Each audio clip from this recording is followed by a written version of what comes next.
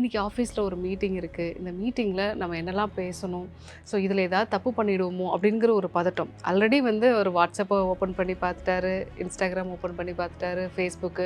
So இது மாதிரி காலையில் ஒரு 1 மணி நேரம் ஃபோன்லேயே வந்து இருந்திருக்கு அவரோட நாள் தொடக்கமே. ஸோ இந்த நிலைகள் தொடங்கும் பொழுது இன்றைக்கி நமக்கு எப்படியும் பிரச்சனை கூடிய ஒரு நாளாக தான் இருக்கும் அப்படிங்கிற மாதிரி பயப்படக்கூடிய ஒரு நிலை.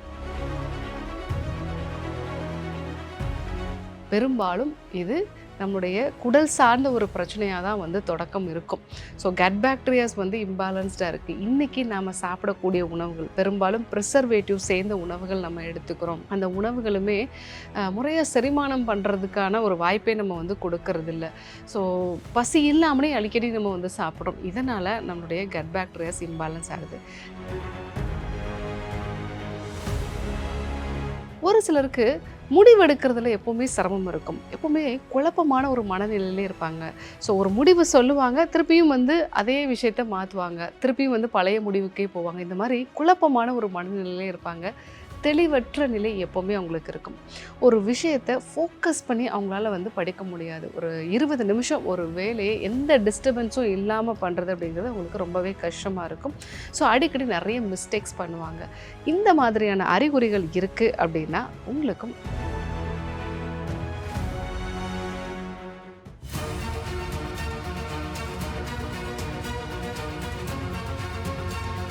டாக்டர் ஸ்ரீவர்மாஸ் அழகும் ஆரோக்கியமும். நேயர்கள் அனைவருக்கும் அன்பான வணக்கங்கள். நான் ஸ்ரீவர்மா மருத்துவமனையின் பெண்கள் சிறப்பு மருத்துவர் ஜெயரூபா. இந்த நாள் இனிய நாளாக அமைய என்னுடைய மனமார்ந்த வாழ்த்துக்களும் பிரார்த்தனைகளும். ராஜேஷ்னு ஒரு நபர் காலையில் 6:30 மணிக்கு அலாரம் வச்சிருக்காரு. அலாரம் அடிக்கிறதுக்கு முன்னாடியே எழுந்துடுறாரு. ஏன்னா நைட்டு ஒரு 3 மணிக்கு 4 மணிக்கே அவருக்கு வந்து தூக்கம் வந்து கலைஞ்சிடுது. இன்னைக்கு ஆஃபீஸில் ஒரு மீட்டிங் இருக்குது, இந்த மீட்டிங்கில் நம்ம என்னெல்லாம் பேசணும், ஸோ இதில் ஏதாவது தப்பு பண்ணிவிடுவோமோ அப்படிங்கிற ஒரு பதட்டம். ஆல்ரெடி வந்து ஒரு வாட்ஸ்அப்பை ஓப்பன் பண்ணி பார்த்துட்டாரு, இன்ஸ்டாகிராம் ஓப்பன் பண்ணி பார்த்துட்டாரு, ஃபேஸ்புக்கு. ஸோ இது மாதிரி காலையில் ஒரு 1 மணி நேரம் ஃபோன்லேயே வந்து இருந்திருக்கு அவரோட நாள் தொடக்கமே. ஸோ இந்த நிலைகள் தொடங்கும் பொழுது இன்றைக்கி நமக்கு எப்படியும் பிரச்சனை கூடிய ஒரு நாளாக தான் இருக்கும் அப்படிங்கிற மாதிரி பயப்படக்கூடிய ஒரு நிலை. ஸோ காலையில் எழுந்து குளிச்சுட்டு சாப்பிடும் பொழுது சாப்பாட்டு மேலே பெருசாக கவனம் இல்லை, ஃபோன் பார்த்துக்கிட்டே வந்து சாப்பிட்றாங்க. வயிறு உபசமாயிடுது சாப்பிட்ட உடனே. இன்றைக்கி எப்படியாவது ஆஃபீஸ் போகாமல் அவாய்ட் பண்ணிடலாமா, அந்த மாதிரி லாஸ்ட் மினிட்ல அதை கேன்சல் பண்ணக்கூடிய ஒரு மனநிலை வந்து உருவாகுது. பட் இருந்தாலும் ஆஃபீஸ் போகிறாங்க. ஆஃபீஸில் போய் அந்த மீட்டிங்லேயுமே சில விஷயங்கள் வந்து சொதப்பலாக தான் இருக்குது. எல்லாரும் என்னை பற்றி என்ன நினைப்பாங்களோ அப்படிங்கிற ஒரு பதட்டமான மனநிலையே இருக்குது. ஸோ இது மட்டும் இல்லாமல் ஆஃபீஸில் எல்லாரோட மிங்கிள் ஆகுறதுலேயும் ஒரு சில பிரச்சனைகள் வந்து இருக்குது. ஈவினிங் ஆகும்பொழுது வீட்டுக்கு வரும்பொழுதே நல்ல கழுத்து வலி, இடுப்பு வலி, ஸோ ஒரு தலைவலி இருக்கிற மாதிரி, ஏதாவது ஒரு ஜாயிண்டில் ஒரு பெயின் இருக்கிற மாதிரி, எகெயின் நைட்லேயும் வந்து சரியான தூக்கம் இல்லை, ஃப்யூச்சரை பற்றி ஒரு பயம். இப்படிப்பட்ட ஒரு நபராக இருக்காங்க அப்படின்னா கண்டிப்பாக இது மனப்பதட்டத்தினுடைய மிக முக்கியமான அறிகுறி. நிறைய பேர் இதே மாதிரி தான் வந்து இருக்காங்க. ஸோ எப்போவுமே ஒரு பயம் சார்ந்த ஒரு உணர்வு இருக்கிறது, ஃப்யூச்சரை பற்றி வந்து எப்போவுமே வந்து நெகட்டிவாக தான் இருக்கும் அப்படிங்கிற மாதிரியான ஒரு எண்ண ஓட்டம் இருக்கிறது. இப்படி இருக்குது அப்படின்னா ஆன்சைட்டி இருக்குதுன்னு அர்த்தம். ஆன்சைட்டி இருந்தால் என்னென்ன அறிகுறிகள் இருக்கும்?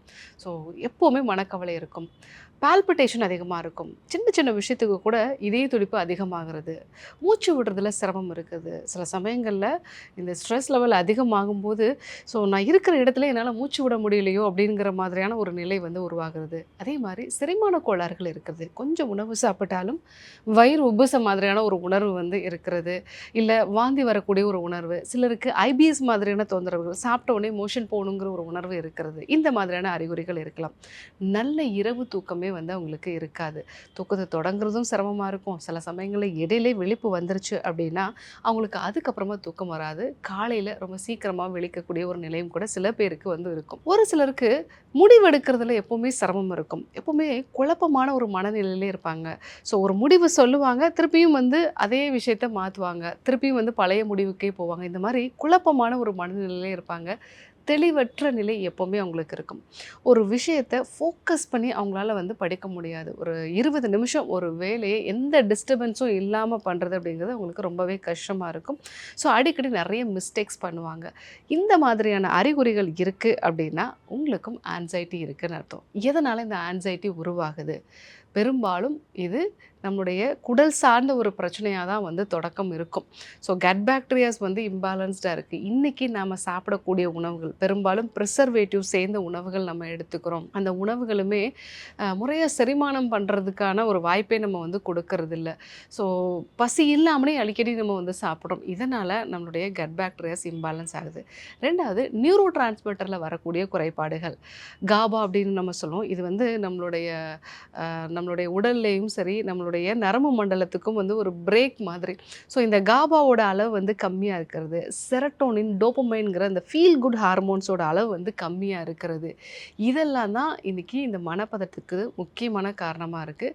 மூணாவது, எப்போவுமே நம்ம உடம்புல இந்த கார்டிசால் ஹார்மோன் வந்து தடையே இல்லாமல் வந்துக்கிட்டே இருக்கும். சில பேருக்கு வந்து அது ரொம்ப அதிகமாகி அதுவே வந்து குறைய ஆரம்பித்து அட்ரினல் ஃபெட்டிக் அப்படிங்கிற ஒரு கண்டிஷன் நம்ம வந்து சொல்லுவோம். ஸோ உடம்பு எப்போவுமே இந்த ஃபைட் ஆர் ஃப்ளைட் ரியாக்ஷன்லேயே வந்து இருக்கிறது. ஸோ இந்த மாதிரியான காரணங்களும் வந்து இருக்கும். மரபியல் காரணங்களும் இருக்கும். ஒரு சிலருக்கு பரம்பரையாகவே மனப்பதட்டம் இருக்கக்கூடிய ஒரு சூழ்நிலை. ஸோ அவங்க வீட்டில் அப்பாவுக்கோ அம்மாவுக்கோ இருந்திருக்கும், இவங்களுக்கும் வரக்கூடிய ஒரு நேச்சர் வந்து இருக்கலாம்.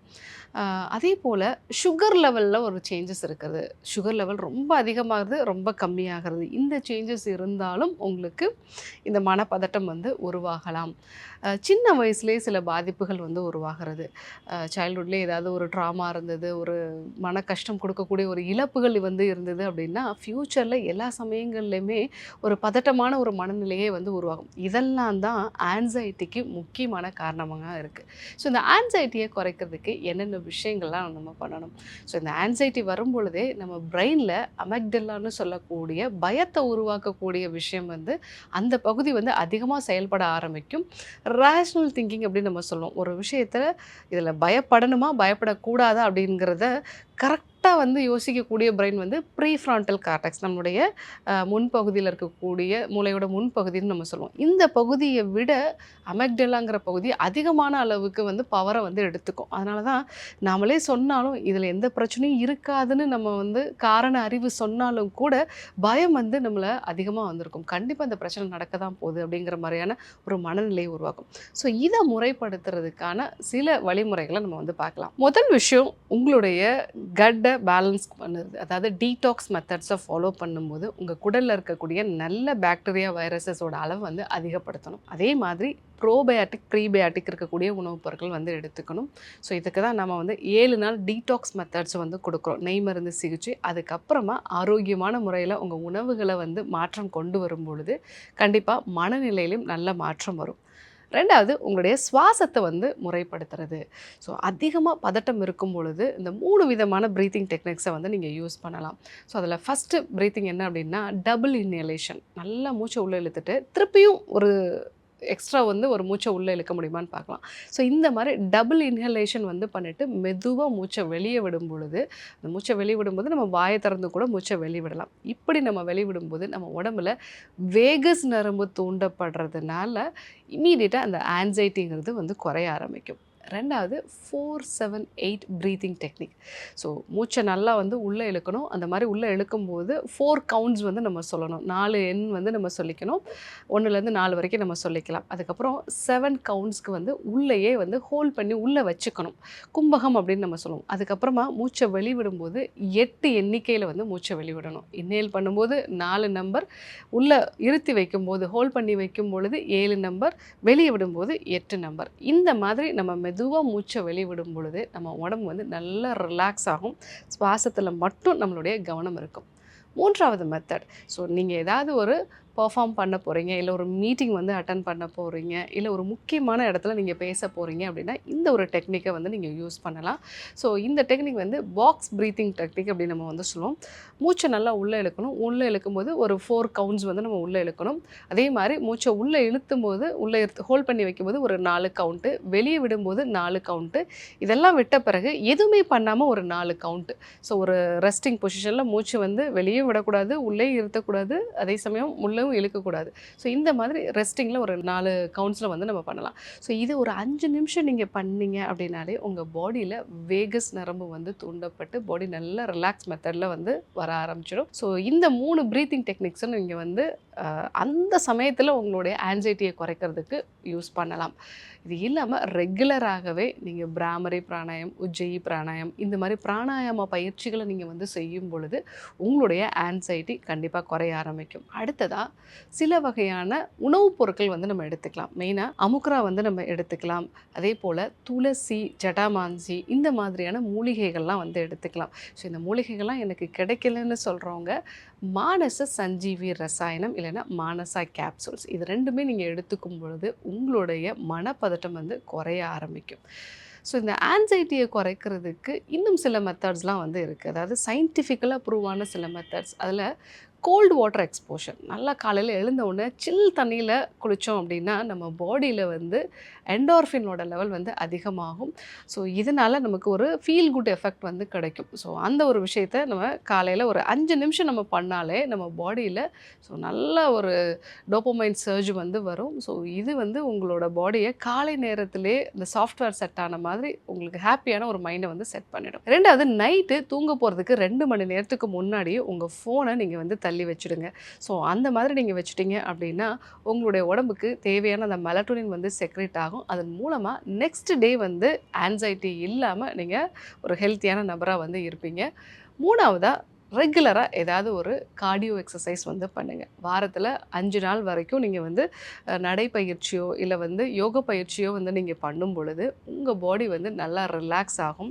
உடம்புல தேவையில்லாத ஹார்மோன், மெயின் அந்த கார்டிசால்லாம் உடம்பை விட்டு வெளியாகாமல் அங்கேயே தேங்கி இருக்கிறதுலாம் நீங்கள் நல்லா நடைப்பயிற்சி மேற்கொள்ளும் போது உடம்பை விட்டு வெளியே போயிடும். ஸோ இந்த ஒரு விஷயத்தையும் நீங்கள் வந்து ஃபாலோ பண்ணலாம். ஸோ இந்த 3 மெத்தட்ஸும் நீங்கள் ஃபாலோ பண்ணும் பொழுதே உங்களோட பாடியில் அந்த ஆன்சைட்டி நல்லாவே வந்து குறைய ஆரம்பிச்சிடும். ஸோ இது கூட நீங்கள் மானச சஞ்சீவி ரசாயனம், மானசா கேப்சூல்ஸும் நீங்கள் யூஸ் பண்ணும் பொழுது ஆன்சைட்டி நல்லாவே குறையும். ஸோ இன்றைய காலகட்டத்தில் நிறைய பேருக்கு இந்த ஆன்சைட்டி ப்ராப்ளம் வந்து இருக்குது. இதை தன்னுடைய கேரக்டரில் வந்து இந்த பிரச்சனை இருக்குது, எனக்கு கவனம் செலுத்த முடியலை, இந்த மாதிரி அவங்க தன்னைத்தானே குறைவாக மதிப்பிட்டுக்கிறாங்க. பட் அந்த மாதிரியான எந்த ஒரு அவசியமும் வந்து கிடையாது. இதற்கு முறையான உணவு பழக்கம், வாழ்வியல் முறை மாற்றங்கள், டீடாக்ஸ் மெத்தட்ஸு, மானச சஞ்சீவி ரசாயனம் இதெல்லாம் நம்ம யூஸ் பண்ணோம் அப்படின்னாலே ஆன்சைட்டி நல்லாவே வந்து குறைய ஆரம்பிக்கும். ஸோ இன்றைக்கி நம்ம மனப்பதட்டத்துக்கான அறிகுறிகள்லாம் எப்படி இருக்கும், என்ன காரணம், இதற்கான சிகிச்சை முறைகளை பற்றி நம்ம வந்து பார்த்தோம். கண்டிப்பாக ஃபாலோ பண்ணி பாருங்கள். யாருக்கெல்லாம் தேவைப்படுமோ அவங்களுக்கும் இந்த விஷயத்த சொல்லுங்கள். இதே போன்று இன்னொரு அற்புதமான தகவலோட உங்களை சந்திக்கிறேன். நன்றி, வணக்கம். அறுவை சிகிச்சையில் குணம் இது ஆயுட்கால நிவாரணம். டாக்டர் ஸ்ரீவர்மாஸ் ஸ்ரீ வர்மா ஆயுர்வேதா மருத்துவமனையின் வெல்னஸ் குருஜி அவர்களை ஜூன் மாதம் 2ஆம் வாரம் 14ஆம் தேதி ஞாயிற்றுக்கிழமை காலை 5 மணி முதல் இரவு 9 மணி வரை கோடம்பாக்கத்திலும் சந்தித்து ஸ்ரீ வர்மா ஆயுர்வேதா மருத்துவமனையின் வெல்னஸ் குருஜி அவர்களை ஜூன் மாதம் 3ஆம் வாரம் 15ஆம் தேதி திங்கட்கிழமை காலை 5 மணி முதல் மதியம் 2 மணி வரை கோடம்பாக்கத்திலும், 16ஆம் தேதி செவ்வாய்க்கிழமை காலை 7 மணி முதல் மாலை 4 மணி வரை திருநெல்வேலியிலும், 17ஆம் தேதி புதன்கிழமை காலை 6 மணி முதல் மதியம் 3 மணி வரை நாகர்கோவிலிலும், 18ஆம் தேதி வியாழக்கிழமை காலை 6 மணி முதல் மாலை 6 மணி வரை மதுரையிலும், 19ஆம் தேதி வெள்ளிக்கிழமை காலை 6 மணி முதல் மாலை 6 மணி வரை மதுரையிலும், 20ஆம் தேதி சனிக்கிழமை காலை 6 மணி முதல் மாலை 6 மணி வரை திருச்சியிலும், 21ஆம் தேதி ஞாயிற்றுக்கிழமை காலை 6 மணி முதல் மாலை 6 மணி வரை திருச்சியிலும் சந்தித்து மருத்துவ ஆலோசனை மற்றும் ஆசி பெற தொடர்பு கொள்ள வேண்டிய தொலைபேசி எண்கள் 9500 946634 9500 946635.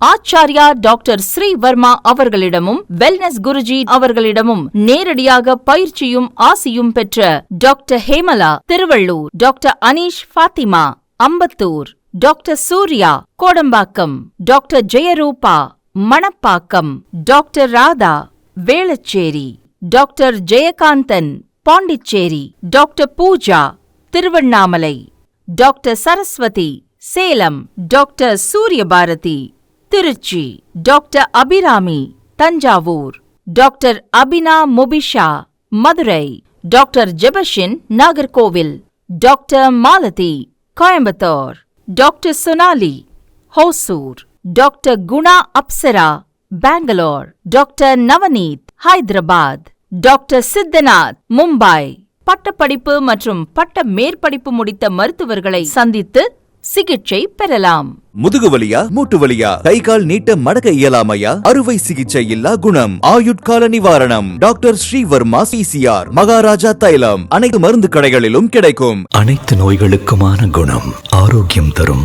மருத்துவர்கள் doctor Srivarma's. Doctor Srivarma's Vajicare. His wellness for her happiness.